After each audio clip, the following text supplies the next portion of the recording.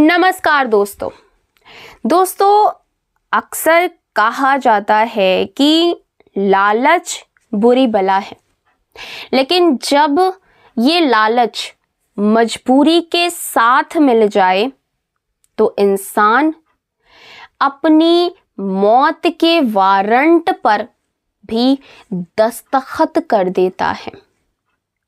आज जो आप बीती मैं आपको सुनाने वाली हूँ वो देहरादून के राजपुर रोड के एक ऐसे बंगले की है जिसकी दीवारों के पीछे आज भी एक चीख दफन है। ये कहानी है ईशान और उसके दो दोस्तों की, जिन्हें लगा कि उन्हें अपनी नई कंपनी शुरू करने के लिए जन्नत मिल गई है, पर उन्हें क्या पता था कि जिस घर का रेंट सिर्फ 10,000 रुपए है, उसकी असली कीमत उन्हें अपनी जान देकर के चुकानी पड़ेगी। अगर आपको लगता है कि भूत प्रेत सिर्फ पुरानी कहानियों में होते हैं, तो अगले 15 मिनट आपकी ये सोच को बदल देंगे। चलिए शुरू करते हैं, लेकिन आगे बढ़ने से पहले अगर आप इस चैनल पर नए आए हैं और आपको ऐसी ही रोंगटे खड़े कर देने वाली रियल लाइफ स्टोरीज पसंद है, तो अभी सब्सक्राइब करें और बेल आइकन ज़रूर से दबा दें, ताकि कोई भी खौफनाक अपडेट आपसे मिस बिल्कुल भी ना हो। ईशान, सुमित और विकी, ये 3 दोस्त देहरादून आए थे अपना खुद का स्टार्टअप शुरू करने के लिए। पैसे इनके पास कम थे और इनके सपने बहुत बड़े थे। उन्हें एक ऐसी जगह चाहिए थी जो घर भी हो और ऑफिस भी। काफ़ी ढूंढने के बाद उन्हें एक ब्रोकर के जरिए मल्होत्रा विला के बारे में पता चला। राजपुर रोड जैसे पॉश इलाके में, जहां रेंट 50 से 60,000 से कम नहीं होता, वहां ये शानदार 5 BHK बंगला उन्हें सिर्फ 10,000 में मिल रहा था। जब ईशान पहली बार वहां गया तो उसे अजीब सा लगा। घर के जो पेड़ थे वो बिल्कुल सूख चुके थे, जबकि आस पड़ोस के घरों में जो पेड़ लगे थे वो बिल्कुल हरे भरे थे। घर की जो मालकिन थी वो एक 70 साल की औरत थी, जिसका चेहरा हमेशा आधा ढका रहता था।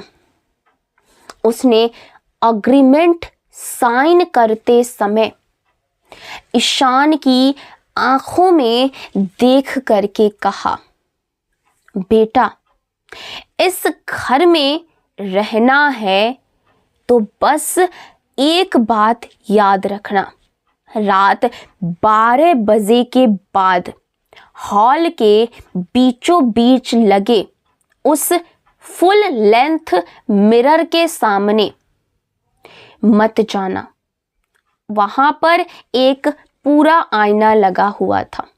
वो आईना सिर्फ अक्स नहीं दिखाता, वो अतीत दिखाता है, उस बुढ़िया ने कहा। ईशान और उसके दोस्तों ने इस बात को बुढ़ापे का वहम समझ करके टाल दिया। उन्हें लगा कि सस्ते रेंट के बदले थोड़ी बहुत सनक भी झेलनी पड़ती है, और यही उनसे सबसे पहली और बड़ी गलती हो गई।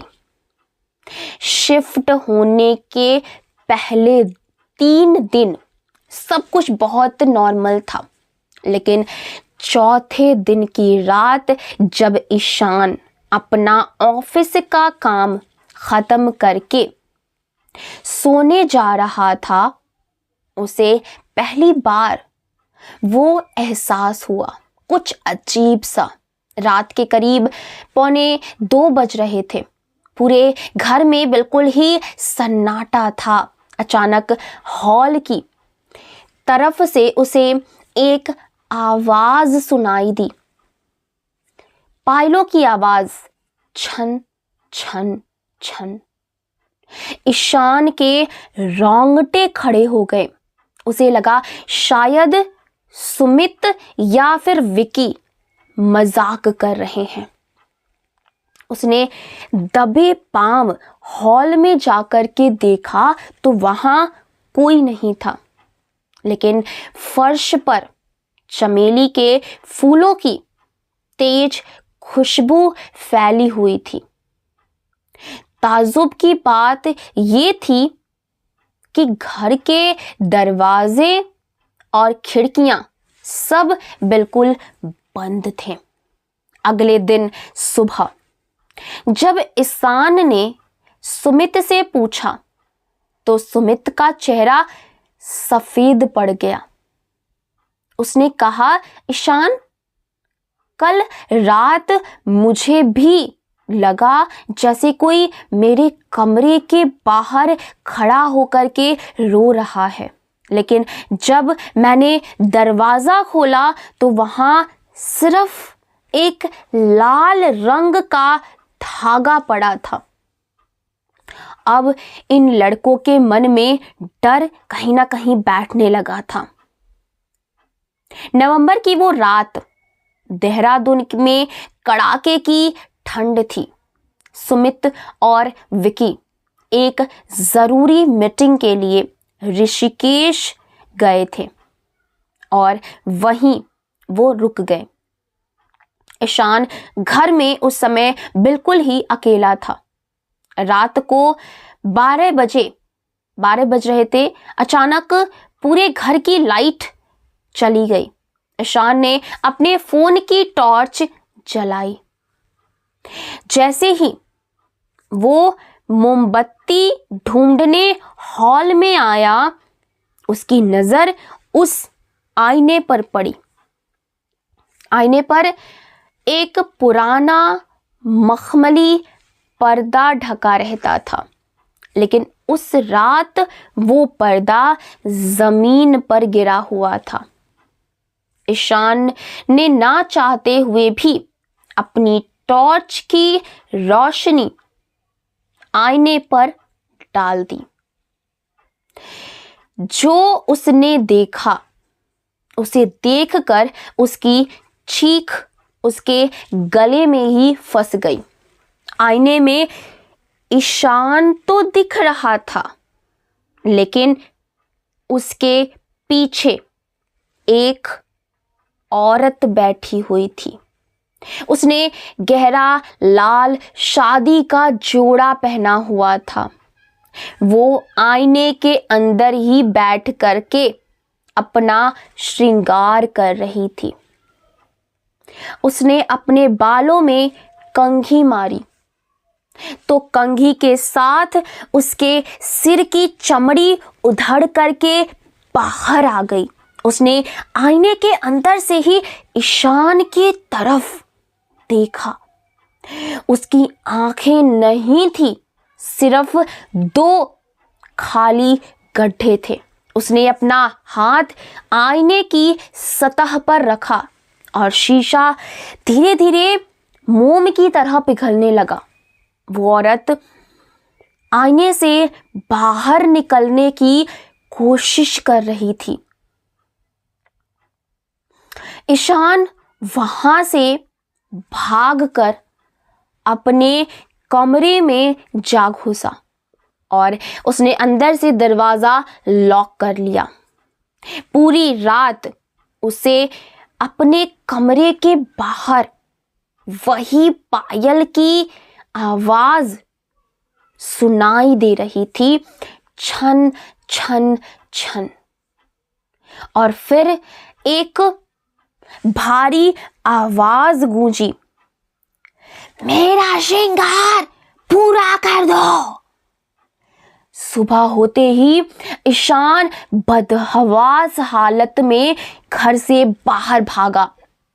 उसने पास के एक पुराने ढाबे वाले को पकड़ लिया और उससे इस बंगले का सारा सच उगलवाया। ढाबे वाले ने बताया, साहब वो बंगला नहीं, कब्रगाह है। 1990 में वहां एक शादी होने वाली थी।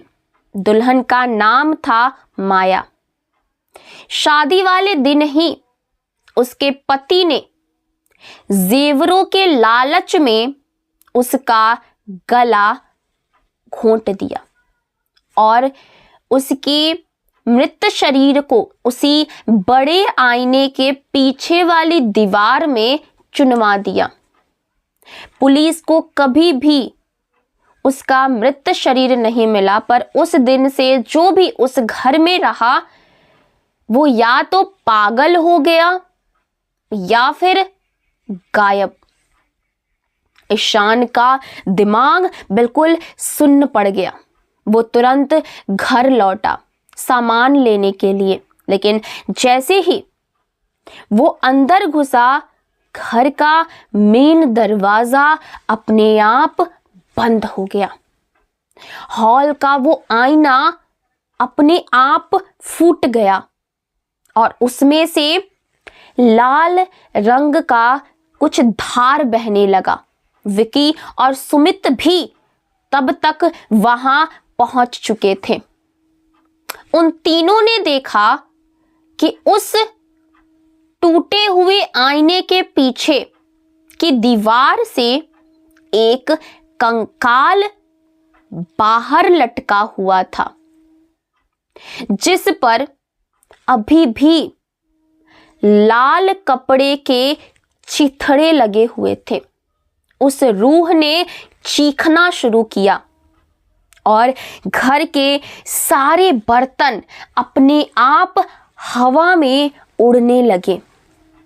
ईशान ने बिना कुछ सोचे अपना लैपटॉप बैग वहीं छोड़ा और सुमित विकी को लेकर के पीछे के दरवाजे से कूद करके भागा।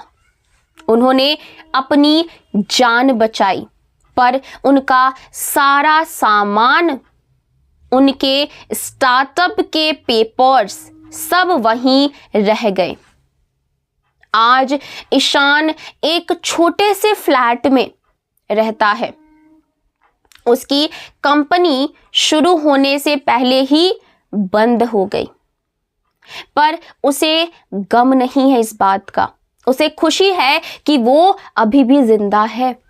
लेकिन ईशान कहता है कि आज भी जब वो कभी राजपुर रोड से गुजरता है तो उसे उस बंद बंगले की ऊपरी खिड़की पर वही औरत बैठी हुई दिखाई देती है, जो आज भी अपना श्रृंगार अधूरा छोड़कर किसी का इंतजार कर रही है। तो दोस्तों, अगली बार अगर आपको कोई बहुत सस्ता घर या डील मिले तो एक बार ज़रूर सोच लीजिएगा, क्या आप उस घर में अकेले रहने वाले हैं या कोई और है जो पहले से आपका वहाँ पर इंतज़ार कर रहा है। अगर आपके पास भी ऐसी कोई कहानी है तो हमें कमेंट्स में ज़रूर बताइएगा। वीडियो पसंद आए तो वीडियो को लाइक करिएगा, चैनल को ज़रूर से सब्सक्राइब करिएगा। हम मिलेंगे अगली वीडियो में, तब तक अपना ख्याल रखिएगा और सावधान रहिएगा। Bye bye, take care.